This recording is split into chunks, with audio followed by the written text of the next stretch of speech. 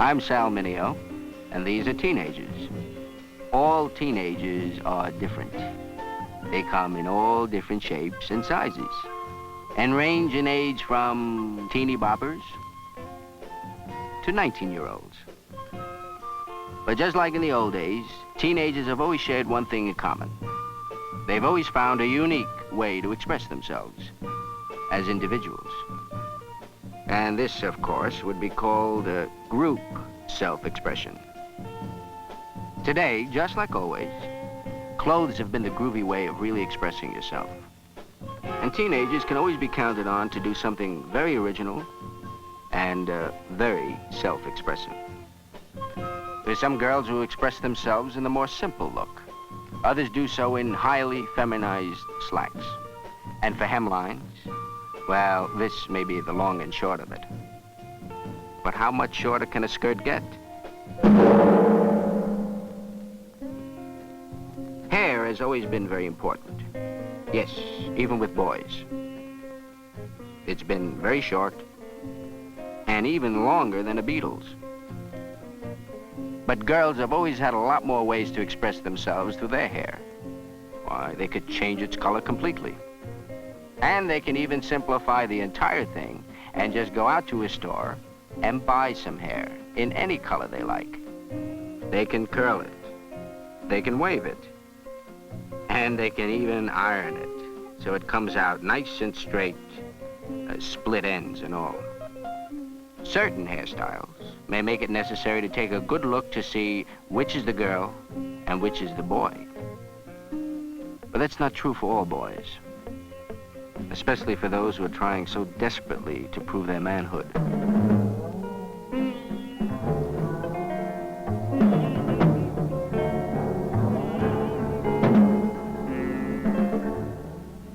However, the more personal, the more individual way to prove your manhood was to play chicken. And at one time, a chickie run was considered the best way to prove manhood, dead or alive.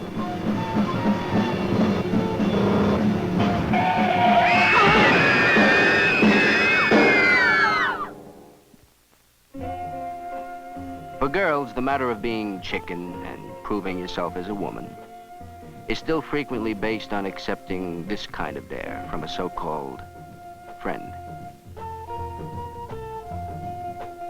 Yes, even adults admit it. Growing up isn't easy, especially if you try to keep up with the dares and fads of some of your more advanced friends. Two of the more advanced fads have to do with drugs. So why do you want to be down when you can be up? Please just try it once, okay? Now there's a brilliant argument for you. Why, with the help of a good, kind friend, you can be turned on, make the scene, blow grass, smoke reefers, or pot, joints, or Mary Janes. Those are just a few of the cool, groovy names for marijuana. And if grass doesn't make it for you, baby, and especially if you need to be in, well, you can always drop a camp of acid. Now that's the real stuff. Very, very cool, very, very groovy.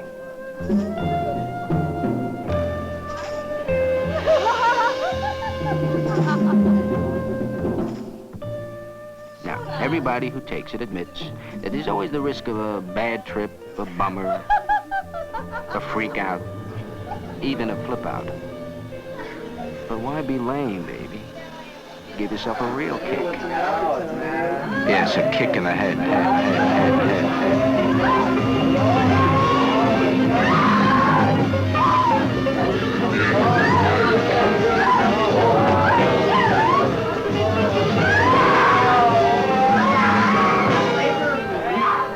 Is LSD merely another fad, another dare, another kick?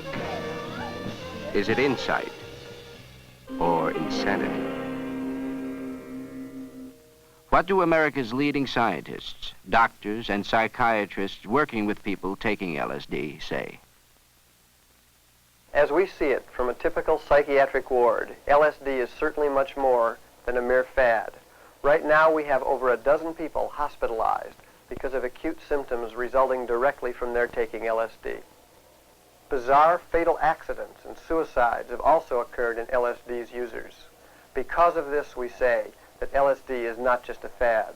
People are seriously disturbed, some even dead. What is LSD? How does it work? When did it all begin? It all began in a laboratory very much like this one. In 1938, Dr. Albert Hoffman in Switzerland was looking for new drugs in the treatment of migraine headaches. He had been studying substances that came from the molds that grow on rye plants. Now, it turned out that these substances were of no use in the treatment of migraine headaches, but subsequent investigation showed that they are very fascinating indeed in the changes that they produce in our mental state. It was found that these substances could produce a change in mental state closely resembling some forms of insanity, in particular schizophrenia. However, more interest has centered on the very peculiar symptoms that the drug produces in the subject who is otherwise normal. Normal people react to LSD by seeing strange patterns of wildly moving colors.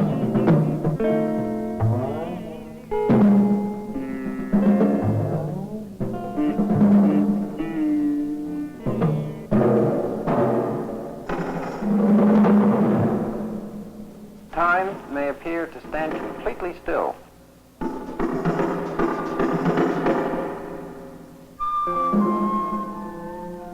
Faces may appear and then melt away.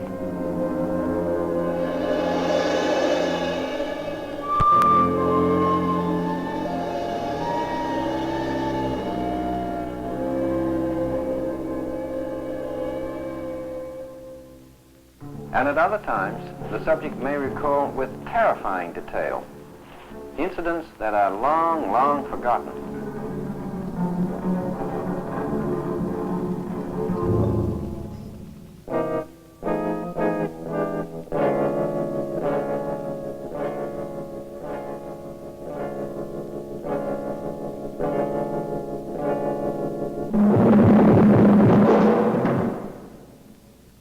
At the same time, there is often a loss of the normal cause and effect relationships of things going on in the environment.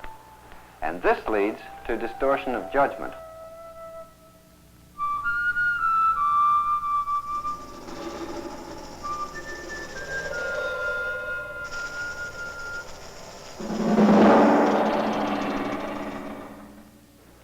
One ounce of LSD makes 300,000 doses. An amount of LSD the size of an aspirin tablet can make 3,000 doses. The normal dose is 100 micrograms. An experienced chemist has no difficulty in making it at home. However, we have found that this amateur stuff contains many other substances, dangerous and often deadly. The strength of this amateur stuff is always uncertain. It may contain none, or 10, or 100, or 300, or maybe 3,000 micrograms. We have produced convulsions and death in animals with large doses of LSD. Nevertheless, in spite of the risks, the word was out. LSD was it. One pill and all unhappiness would vanish. The real meaning of existence would become quickly clear. Such nonsense. Parents, deprived of LSD, did not understand. Soon there was a great public outcry. Lysergic acid diethylamide was tossed out into the streets amidst a raging controversy. Because of this, the only legitimate company manufacturing pure LSD stopped. Many scientists felt that good scientific work was impossible in such a frantic mess. This is unfortunate because there are many basic questions about LSD which remain unanswered. What are the long-term effects in the brain of LSD? Does it cause permanent damage? Some doctors are afraid that it does cause permanent damage, but at this time the facts remain unknown. Many wild and very unscientific claims have been made about LSD. I've spoken to a large number of young people, asking them, why do you take LSD? They've given me a variety of answers. The most frequent are the following. I took it the first time because I was curious. Under LSD, God's not a faraway idea. He's something that's right inside you that you're experiencing now. I took LSD for a kick. Man, LSD is like a vitamin for the brain. I mean, to expand your mind. LSD stimulates creativity in the brain. In other words, it expands your thought processes so that you can take in more. We gave a series of 50 tests to people before and after LSD. We found that at the end of 6 months following their LSD taking, that they were no more creative when we measured them than they were before they took the LSD. However, their inner feeling of subjective creativity was there. This means, perhaps, that they may have an impression of creativity, but not creativity itself. Creativity is 90% perspiration and only 10% inspiration. And LSD doesn't enhance one's desire to perspire. LSD is a really groovy way to find out more about the things around you. LSD helps me understand the whole world better. LSD helps you to understand your own mind. It releases your mind to you. LSD is a way about finding out about yourself, about your own problems. What about the question of self-insight and self-awareness? Is it enhanced under LSD? Well, in over a dozen years of my own research, speaking with hundreds of young people and old, I found that their feeling that they had an increased awareness following LSD is not often borne out by their subsequent behavior. They do not seem to have changed their lifestyle for the better. Indeed, unfortunately, sometimes it is for the worse. On rare occasions, they may obtain valid insights. So often, though, all too often, they do not. While there are many things that we don't know about LSD, there are a few that we do know. And perhaps the most important one that we do know is that it is absolutely unpredictable who will have a bad experience from LSD or when they will have it. Some people have a bad experience the first time they take the drug. Others take it 30, 60, or even 100 times before their bad trip. And the bad trip? Instant insanity, often a never-never land of no return.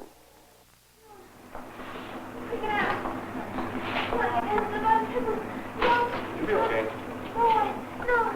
No, Timmy, no, get away, get away, Timmy, get away, get away. It's all right. No, you gotta get away, get away.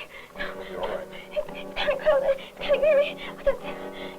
Get his hand away. Get your hand off me. Gotta get away, gotta get away, gotta get away. I don't want it. I'm freaking out. It's coming closer. It's coming closer. Get away, get away, get away from me. Get away. My mother, my mother, get me away, get away. You're going to be in the hospital. It's going to be all right. I want to get, it's gonna end. I didn't take much. Somebody bum tripped me. Gotta get, it's a bummer. Gotta get out of here. Somebody gotta help me. Somebody help me. This girl is obviously acutely disturbed. She will be in the hospital for a few weeks or a few months. The chances are that she will get well again, at least well enough to leave the ward. Whether she will ever be the same again, have the same personality, the same ambitions, the same abilities to work, to love, to get along with other people, that we won't know for a long time. Some others who take LSD will have even more tragic freakouts, and there's no way to tell which ones these will be. Many lose all contact with reality. For instance, some forget what height means, and in a turned-on or euphoric state, step or attempt to fly from cliffs and high windows with real-life, permanent, non-psychedelic results. Other trippers attempt to merge their beings with large, fast automobiles. Another uncertainty about LSD is this. We don't know how it works in the body. We don't know the normal chemistry of it in the brain. There are two chemical structures here. Serotonin, a normal chemical found in the brain, and LSD, which has certain similarities to it.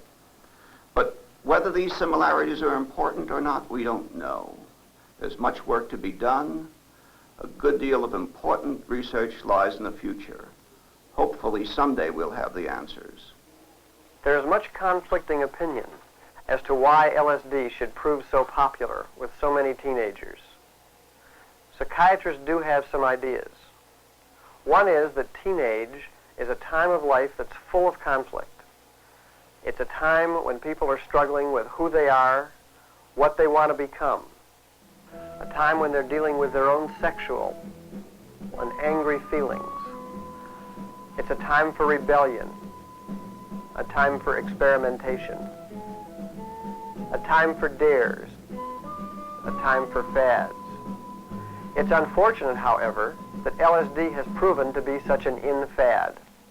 Unfortunate not because LSD is wicked or sinful of itself, but because it is such an extremely dangerous drug, a drug whose effects are so unpredictable, a drug which so often causes severe, long-lasting damage.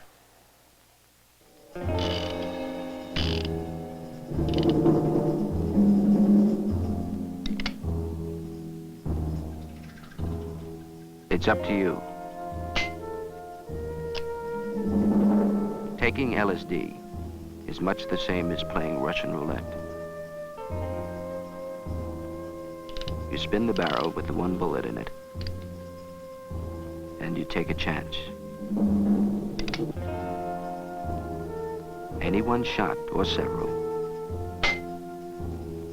Maybe an exciting and harmless kick.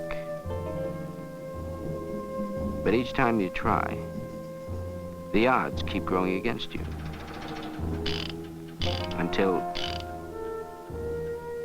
that final kick.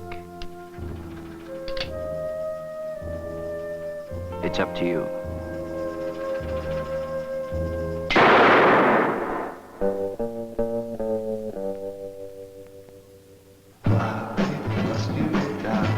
When you can be up,